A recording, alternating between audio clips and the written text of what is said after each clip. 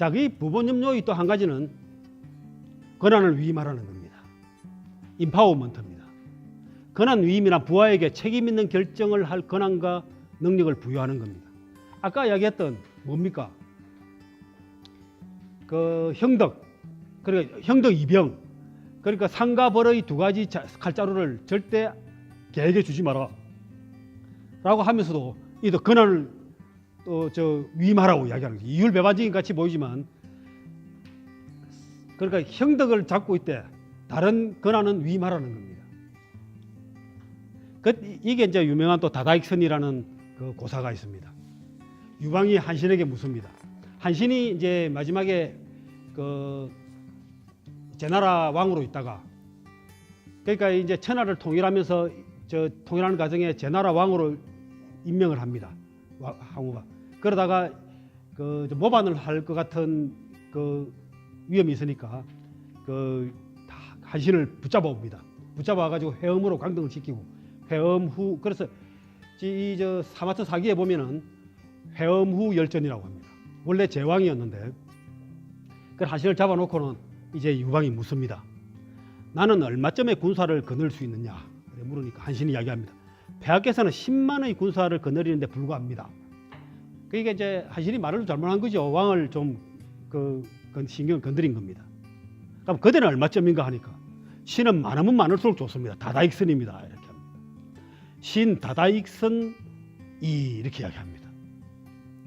그러게 유방이 기분이 좀 나쁩니다. 다다익선이 사람이 어찌 내게를 잡혔느냐 이렇게 묻는 겁니다. 그러니까 폐하께서는 이제 아차 싶으니까 이제 한신이 말을 좀 바꿉니다. 폐하께서는 병사들을 잘 다스리지는 못하지만 장수들을 잘 통솔하십니다. 이것이 제가 폐하에게 사로잡힌 까닭이오며, 또 폐하는 사람의 힘이 아닌 하늘이 내려주신 분입니다. 이렇게 이야기를 하는 겁니다. 여기서 다다익선이란 말이 나온 겁니다. 자, 여기 보면 이제 근함이, 그러니까 이 한신이, 그러니까 그 항우가 천하를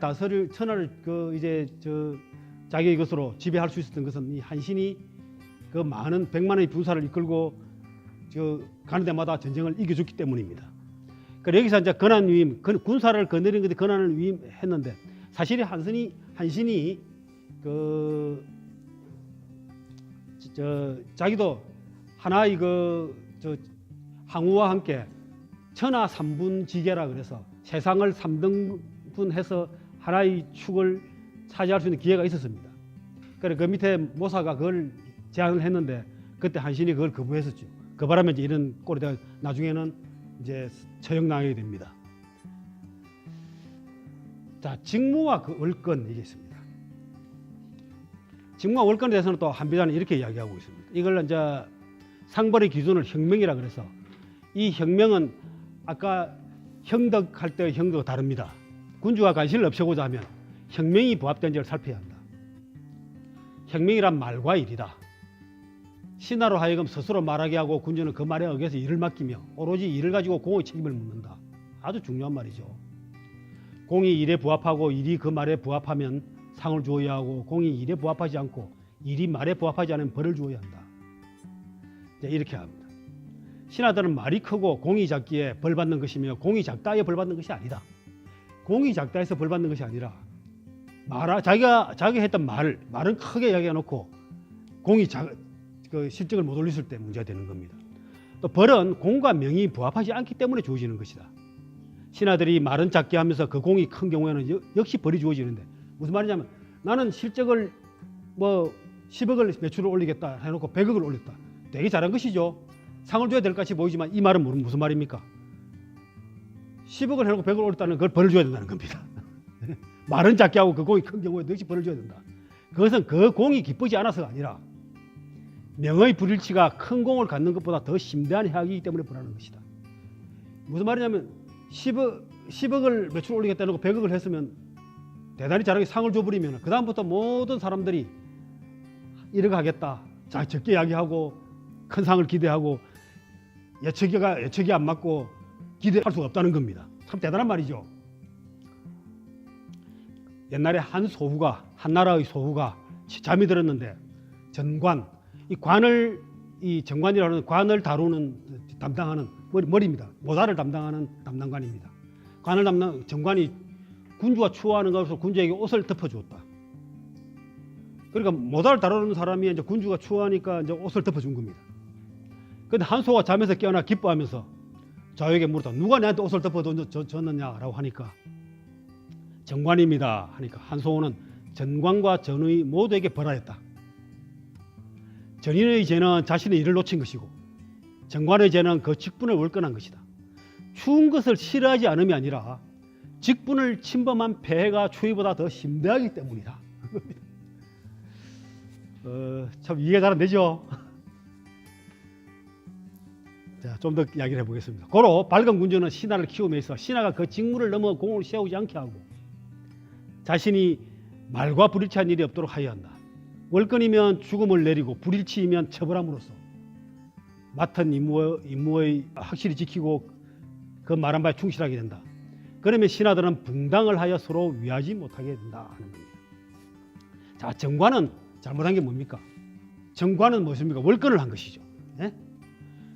자기는 모자만 담당하면 되는데 옷까지 담당을 해서 옷을 했으니까 전의의 일을 해서 월권을 한 겁니다. 전의는 자기의 일을 놓친 거죠. 해야 될 것을 못했죠. 그래서 실책을 한 겁니다. 그래서 벌을 받는 겁니다. 이거를 만약에 실책과 월권을 그대로 두게 되면 어떻습니까? 서로 폐해가 생기고 갈등이 생깁니다. 만약에 정관 보고 갓을 다루는 그 신하가 옷을 덮어주기 너 잘했다 이라고 이야기하게 되면 어떻습니까? 누구나가 자기 일이 아님에도 불구하고 나서가지고 하려고 설치겠죠. 왕한테 칭찬받으려고.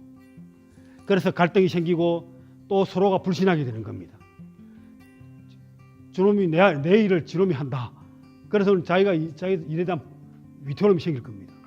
또 어떤 일이 생기겠습니까? 서로 자기들끼리 친한 사람들끼리 당을 이루어가지고 붕당을 해서 네 거 대신해주고 서로 같이 나눠서 하자. 이런 일이 생긴다는 겁니다. 자기의 직무에 그러니까 실책을 하거나 월권하거나 둘 다 벌을 줘야 되는 것이 그래서 옳다는 이야기입니다. 이 당시의 그 통찰력으로 저런 것을 이야기할 수 있다는 것은 참 대단한 일입니다. 그래서 직무부여와 상벌에 관한 한비자의 가르침도 이런 겁니다. 첫째, 뭘 해라라고 이야기할 것이 아니라 뭘 할 것인가를 먼저 말로 하게 해라. 부하가. 그래, 너는 이야기를 하다 보면 본인이 나는 이걸 이렇게 하겠습니다 라고 하게 하라는 겁니다. 그 다음에 그 말에 따라서 일을 좋다, 네가 그걸 하겠다 그러니까 그걸 네가 해라. 예를 들면 어떤 부분을 어떤 시장을 개척해 가지고 1년 내에 얼마의 그 매출을 올리겠다. 그럼 좋다. 그걸 네가 해라. 라고 직무를 부여하는 겁니다. 그래 부여해서 그러면 1년 동안에 점포를 몇 개 열리고 늘리고 어느 정도의 매출을 올리겠다고 했다면 그 공을 그게 예를 들어서 10억이면 10억, 1억이면 1억 이런 식으로 공을 확인하고 그 공으로 책임을 물어라. 만약에 1억을 하겠다고 했는데 10개의 점포로 1억을 하겠다 했는데 5개 하고 5천만 원밖에 매출을 못 올렸다고 한다면 그거는 그만큼 적게 한 것이니까 공이 부족한 것이고 만약에 2배를 했다면 자기가 한 말에 안 맞으니까 또 벌을 주라. 이런 이야기입니다. 형명과 공, 그러니까 형, 말과 명, 이 책무, 그리고 공 모두 부합되면 상을 주고 어느 하나라도 어긋나면 벌을 주라는 겁니다. 자기가 하겠다는 것을 하지 않고 예를 들면 A라는 제품으로 가지고 어떻게 해보겠다 그러는데 엉뚱하게 B라는 제품으로 매출을 올리겠다. 그거는 벌을 주라는 겁니다. 그래서 상벌이라고 하는 것은 형, 명, 공 이게 전부 다 일치했을 때 주라는 겁니다. 뭐 쉽지 않은 일일 것 같은데요. 예상치 못한 실적을 올려오면은 와 잘했다라는 이야기가 더 먼저 나올 것 같은데 어떨지 모르겠습니다. 여하튼 이런 이야기가 있다는 것은 기억을 해두실 필요는 있습니다. 그다음에 사기포서라는 거죠. 이 천리마로 하여금 쥐를 잡게 한다 이런 말입니다. 이건 장자에 나오는 말입니다. 기기와 하류 이게 이제 다 천리마의 종류입니다. 기기와 하류는 같은 천리마는 이런 기기와 하류와 같은 천리마는 하루에 천리를 달릴 수 있지만 쥐를 잡는 데는 너구리나 살쾡이만 못하다. 그것은 재주가 다르기 때문이다. 올빼미와 부엉이는 밤중에도 벼룩을 골라내고 털을 끝까지도 살필 수 있지만 낮에 나오면 부릅던 눈으로도 언덕과 산을 보지 못한다. 그것은 본성이 다르기 때문이다. 참 대단하죠. 이게 이렇습니다. 뭐 소 잡는 칼로 닭 잡는다, 우도할개 이런 거 비슷한 말도 비슷하고요. 이 이지함 우리 토정 비결에 나오는 이 토정 비결을 쓰신 이지함 그 선생님께서 이 만원소에도 이런 말이 나옵니다. 그 인조에게 바친 만원소인데요. 토정 이지함 선생이 그 포천 현감으로 있을 때 이걸 써서 올렸다고 합니다. 해동청에게 새벽을 알리게 하면 늙은 닭만도 못하고 이 천자가 빠질 뻔했네. 천리마에게 지 잡는 일을 시킨다면 늙은 고양이만도 못할 것이다. 뭐 이렇게 말이 있습니다. 이 말은 무슨 말입니까? 각각의 자기의 각각의 재주와 본성이 있는데 그것을 거슬러서 딴 짓을 시키면 그렇게 된다는 겁니다. 자, 이런 말이 있습니다. 이게 다 원숭이, 펭귄, 코끼리 건붕어 쭉 있습니다. 자, 페어 실렉션, 아주 공정한 선발을 위해서 모두에게 동일한 시험을 부여한다. 모두 나무에 오르도록 이렇게 하는 겁니다. 우리나라 대학 시험이 이렇지 않겠습니까? 혹시 공정한 시험을 부여한다 하면서 이제 저렇게 아주 재미있는 이야기와 같은 이야기입니다. 그렇죠? 그래, 모든 사람들은 자기 나름의 재능을 가지고 있다는 겁니다. 이와 비슷한 이야기를 아인슈타인도 했습니다. 아인슈타인. 누구나 천재적 재능은 가지고 있다. 나무를 오르는 능력으로 물고기를 판단한다면 물고기는 평생 자신이 멍청이라고 믿고 살아가야 할 것이다. 이 아인슈타인의 이야기입니다. 그래, 이게 각 가교 소장 누구나가 자기 나름대로의 장기가 있다는 겁니다. 군뱅이도 구르는 재주가 있다 하는 것과 같은 말입니다. 자, 우리가 이제 직장에서나 이 사람들을 보면 사람마다 다 각기의 재능이 있을 겁니다. 그 재능을 어떻게 해야 됩니까? 그 사람의 재능에 맞게 적재적소에 써야 되고, 우리 자제들도 어떻습니까? 그 재능에 맞게, 적성에 맞게 일을 시켜야 되는데, 그 뛰어난 그림에 뛰어난 애를 꼭 판사가 돼야 된다, 어째야 된다, 이렇게 한다든지, 다른 운동에 뛰어난 애를 음악에 뛰어난 애를 딴따라 해서는 안 된다 해서 다른 일을 시키다든지, 이렇게 해가지고 이제 인생을 망가뜨리는 경우도 많이 있죠. 자, 이제 마무리하겠습니다. 호복기사 기억나십니까? 적족 오랑캐의 바지를 입고 말을 타고 활을 쏘겠다. 그리고 수레에 올라 고삐를 당기고 채찍을 들 것인가, 아니면 수레의 뒤를 밀어줄 것인가.